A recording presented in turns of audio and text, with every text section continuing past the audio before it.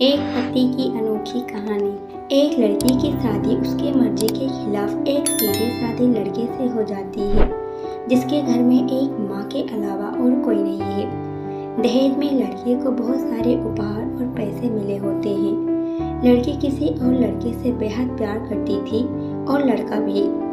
लड़की शादी के बाद अपने ससुराल आ गई।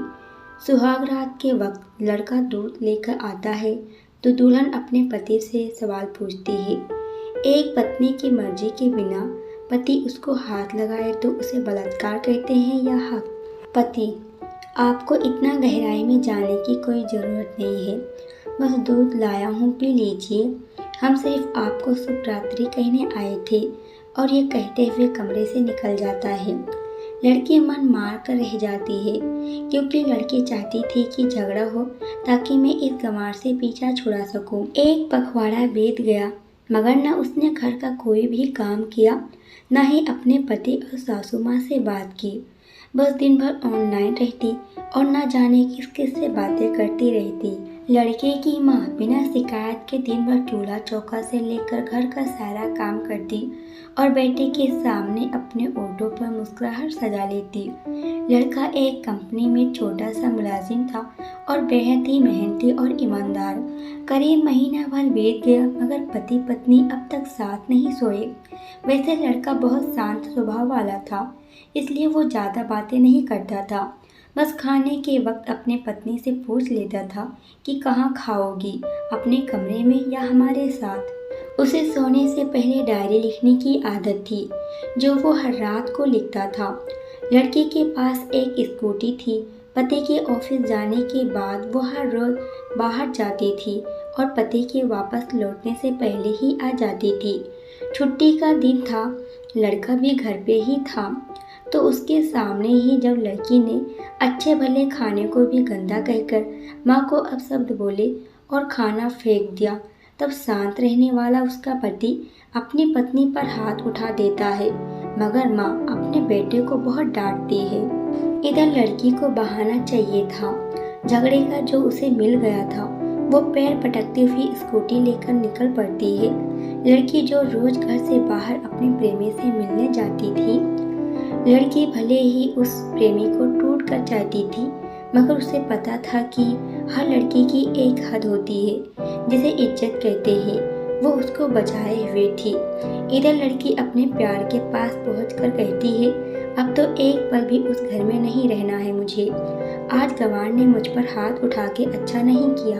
लड़का: अरे तुमसे तो मैं कब से कहता हूँ कि भाग चलो मेरे साथ कहीं दूर, मगर तुम हो कि आजकल पे टालती रहती हो। लड़की: शादी के दिन में आई तो थी तुम्हारे पास, तुम्ही ने तो लौटाया था मुझे। लड़का: खाली हाथ कहाँ तक भागते, तुम ही बोलो। मैंने तो कहा था कि कुछ पैसे और गहने साथ लेती आना, मगर तुम तो खाली हाथ ही आ गई थी। आखिर दूर एक नई जगह में जिंदगी नई सिरे से शुरू करने के लिए पैसे तो चाहिए ना। लड़की: तुम्हारे और मेरे प्यार के बारे में जानकर मेरे घर वालों ने बैंक के पासबुक, एटीएम और मेरे गहने तक रख लिए थे, तो मैं क्या लाती अपने साथ? हम दोनों मेहनत करके कमा भी तो सकते थे। लड़का: चालाक इंसान पहले सोचता है और फिर काम करता है। खाली हाथ भागते तो ये इश्क का भूत 2 दिन में उतर जाता, समझी? और जब भी तुम्हें छूना चाहता हूँ, बहुत नखरे हैं तुम्हारे। कहती हो वो सब शादी के बाद। लड़की: हाँ, शादी के बाद ही अच्छा होता है ये सब, और सब तुम्हारा ही तो है।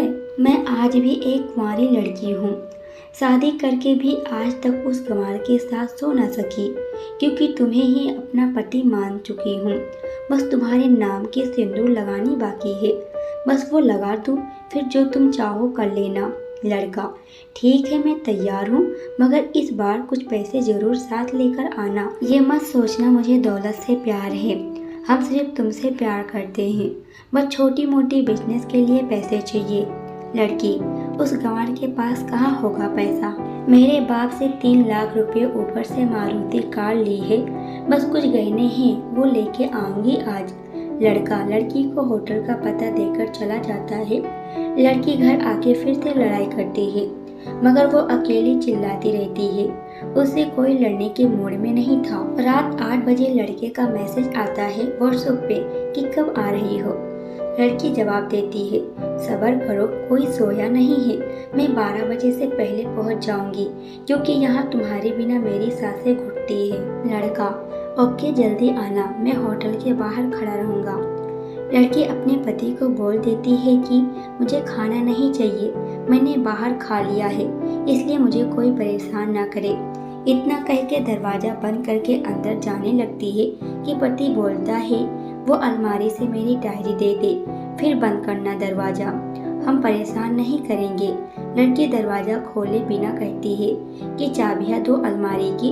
लड़का, तुम्हारे बिस्तर के पैरों तले है चाबी। मगर लड़की दरवाज़ा नहीं खोलती बल्कि जोर जोर से गाना सुनने लगती है। बाहर पति कुछ देर दरवाज़ा पीटता है, फिर हार कर लौट जाता है। लड़की ने बड़े जोर से गाना बजा रखा था। फिर वो अलमारी खोल के देखती है जिसने उसे पहली बार खोला था, क्योंकि वो अपना सामान अलग अलमारी में रखती थी। अलमारी खोलते ही हैरान रह जाती है।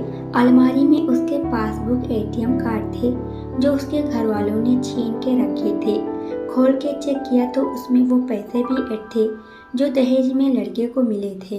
बहुत सारे गहने भी जो एक पेपर के साथ थे और उसकी मिल्कियत जो लड़की के नाम थी। लड़की बेहद हैरान और परेशान थी। फिर उसकी नज़र डायरी में पड़ती है और वो जल्दी से डायरी निकाल कर पढ़ने लगती है।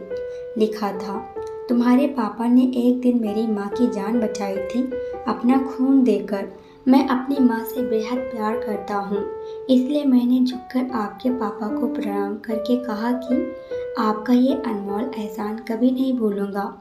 कुछ दिन बाद आपके पापा हमारे घर आए हमारे तुम्हारे रिश्ते की बात लेकर, मगर उन्होंने आपकी हर बात बताई हमें कि आप एक लड़के से बेहद प्यार करती हो, मगर मैं तुम्हारे पापा की उससे ज़्यादा इज्जत करता हूँ।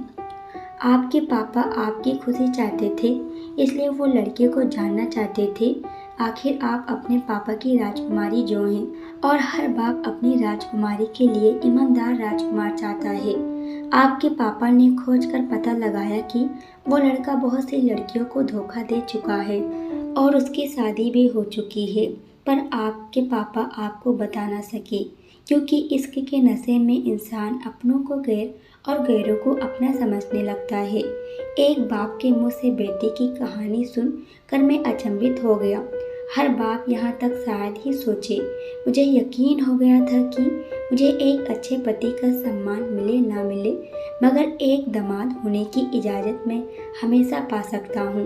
मुझे दहेज में मिले सारे पैसे मैंने तुम्हारे अकाउंट में कर दिए और तुम्हारे घर से मिली गाड़ी आज भी तुम्हारे घर पर है, जो मैंने इसलिए भेजी ताकि जब तुम्हें मुझसे प्यार हो जाए तो साथ चलेंगे कहीं दूर घूमने। दहेज, इस नाम से नफरत है मुझे, क्योंकि मैंने इस दहेज में अपनी बहन और बाप को खोया है। मेरे बाप के अंतिम शब्द भी यही थे कि किसी बेटी के बाप से कभी 1 रुपया न लेना। मर्द हो तो कमा के खिलाना, तुम आज़ाद हो, कहीं भी जा सकती हो। डायरी के 20 पन्नों पर तलाक के पेपर हैं, जहां मैंने पहले ही साइन कर दिया है। जब तुम्हें लगे कि अब इस गंवार के साथ नहीं रहना है तो साइन करके कहीं भी अपनी सारी चीज़ें लेकर जा सकती हो। लड़की हैरान थी, परेशान थी। न चाहते हुए भी गंवार के शब्दों ने दिल को छुआ था। न चाहते हुए भी गंवार के अनदेखे प्यार को महसूस करके पलकें नम हुई थी। आगे लिखा था, मैंने तुम्हें इसलिए मारा क्योंकि आपने माँ को गाली दी, और जो बेटा खुद के आगे माँ की बेइज्जती होते सहन कर जाए, फिर वो बेटा कैसा। कल आपके भी बच्चे होंगे, चाहे किसी के साथ भी हो, तब महसूस होगी माँ की ममता और प्यार। आपको दुल्हन बना के हम सफ़र बनाने लाया हूँ, ज़बरदस्ती करनी नहीं। जब प्यार हो जाए तो भरपूर वसूल कर लूँगा। आपकी हर गुस्ताखी का बदला हम शिद्दत से लेंगे। अगर आप मेरी हुई तो बेपनाह मोहब्बत करके, और किसी और की हुई तो आपके हक में दुआएं मांग के। लड़की का फ़ोन बज रहा था जो वाइब्रेशन मोड पर था। लड़की अब दुल्हन बन चुकी थी, पलकों से आंसू गिर रहे थे। सिसकते हुए मोबाइल से पहले सिम निकाल के तोड़ा, फिर सारा सामान जैसा था वैसे रख के न जाने कब सो गई, पता ही नहीं चला। सुबह देर से जागी तब तक गवार ऑफिस जा चुका था। पहले नहा धोकर साड़ी पहनी, लंबी सी सिंदूर डाली अपने मांग में, फिर मंगलसूत्र, जबकि पहले एक टीकी जैसे साइड पे सिंदूर लगाती थी ताकि कोई लड़का ध्यान न दे, मगर आज 10 किलोमीटर दूर से भी दिखाई दे ऐसी लंबी और गाढ़ी सिंदूर लगाई थी। फिर किचन में जाके सासू माँ को जबरदस्ती कमरे में लेकर आई और तैयार होने को कहने लगती है। अपने गंवार पति के लिए थोड़ी नमकीन, थोड़ा हलवा और चाय बना के अपनी स्कूटी में सासू माँ को जबरदस्ती बैठा कर ले चलती है। फिर रास्ते में सासू माँ को पति के ऑफिस का पता पूछकर पहुँच जाती है। पति हैरान रह जाता है पत्नी को इस हालत में देखकर। पति, सब ठीक तो है ना माँ? माँ बोलती इससे पहले पत्नी उसे गले लगकर कहती है कि अब सब ठीक है, I love you for ever. Office के लोग सब खड़े हो जाते हैं तो दुल्हन कहती है कि मैं इनकी धर्म पत्नी हूँ, बनवास गई थी, सुबह लौटी हूँ। अब 1 महीने तक मेरे पति देव ऑफिस में दिखाई नहीं देंगे। ऑफिस के लोग सवालिया नजरों से पूछते हैं क्यों? दुल्हन, क्योंकि हम लंबी छुट्टी पे जा रहे हैं साथ साथ।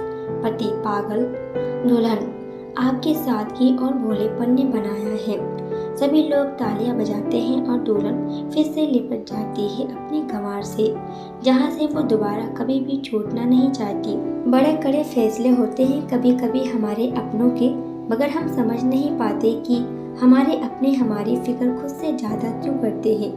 माँ बाप के फैसलों का सम्मान करें, क्योंकि ये 2 ऐसे शख्स हैं जो आपको हमेशा बाकी दुनिया से ज़्यादा प्यार करते हैं। दोस्तों, इस वीडियो के बारे में आपकी क्या राय है? आप अपनी राय कमेंट बॉक्स में ज़रूर बताइएगा। वीडियो पसंद आई हो तो प्लीज़ एक लाइक ज़रूर कर दीजिएगा, और अगर आप हमारे चैनल पर नए हो तो हमारे चैनल को सब्सक्राइब कर हमें सपोर्ट जरूर कीजिएगा।